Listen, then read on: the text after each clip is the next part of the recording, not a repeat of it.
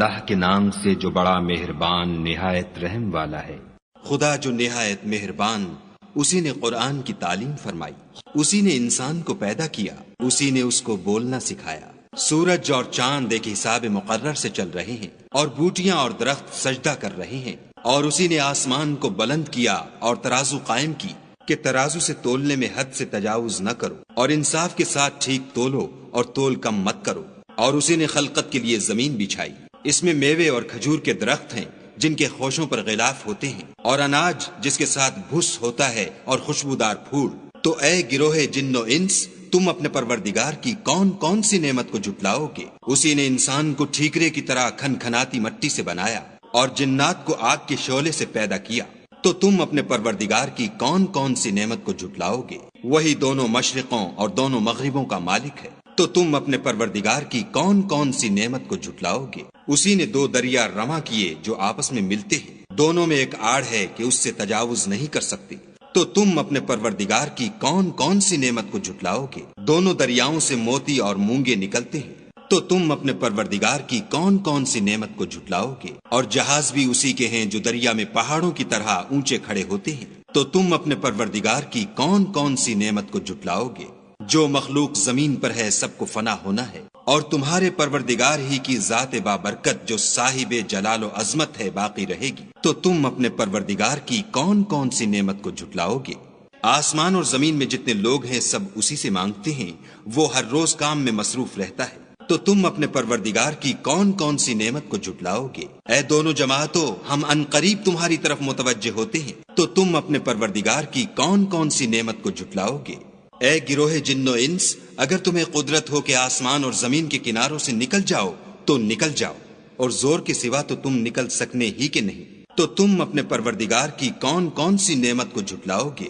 تم پر آگ کے شعلے اور دھواں چھوڑ دیا جائے گا تو پھر تم مقابلہ نہ کر سکو گے۔ تو تم اپنے پروردگار کی کون کون سی نعمت کو جھٹلاؤ گے؟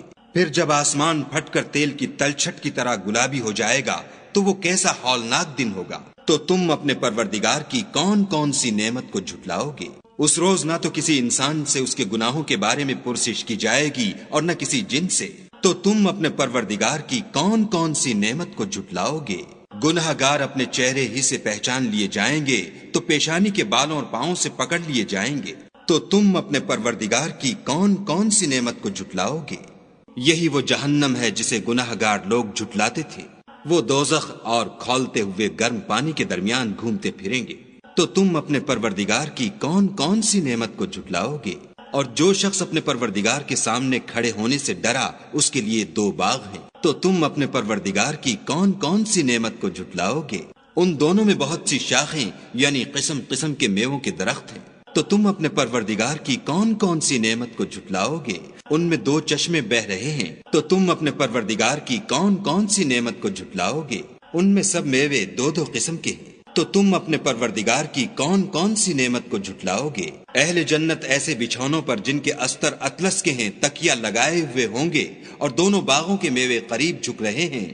تو تم اپنے پروردگار کی کون کون سی نعمت کو جھٹلاؤ گے؟ ان میں نیچی نگاہ والی عورتیں ہیں جن کو اہل جنت سے پہلے نہ کسی انسان نے ہاتھ لگایا اور نہ کسی جن نے۔ تو تم اپنے پروردگار کی کون کون سی نعمت کو جھٹلاؤ گے؟ گویا وہ یاقوت اور مرجان ہیں۔ تو تم اپنے پروردگار کی کون کون سی نعمت کو جھٹلاؤ گے؟ نیکی کا بدلہ نیکی کے سوا کچھ نہیں ہے۔ تو تم اپنے پروردگار کی کون کون سی نعمت کو جھٹلاؤ گے؟ اور ان باغوں کے علاوہ دو باغ اور ہیں۔ تو تم اپنے پروردگار کی کون کون سی نعمت کو جھٹلاؤ گے؟ دونوں خوب گہرے سبز۔ تو تم اپنے پروردگار کی کون کون سی نعمت کو جھٹلاؤ گے؟ ان میں دو چشمے ابل رہے ہیں۔ تو تم اپنے پروردگار کی کون کون سی نعمت کو جھٹلاؤ گے؟ ان میں میوے اور کھجوریں اور انار ہیں۔ تو تم اپنے پروردگار کی کون کون سی نعمت کو جھٹلاؤ گے؟ ان میں نیک سیرت اور خوبصورت عورتیں ہیں۔ تو تم اپنے پروردگار کی کون کون سی نعمت کو جھٹلاؤ گے؟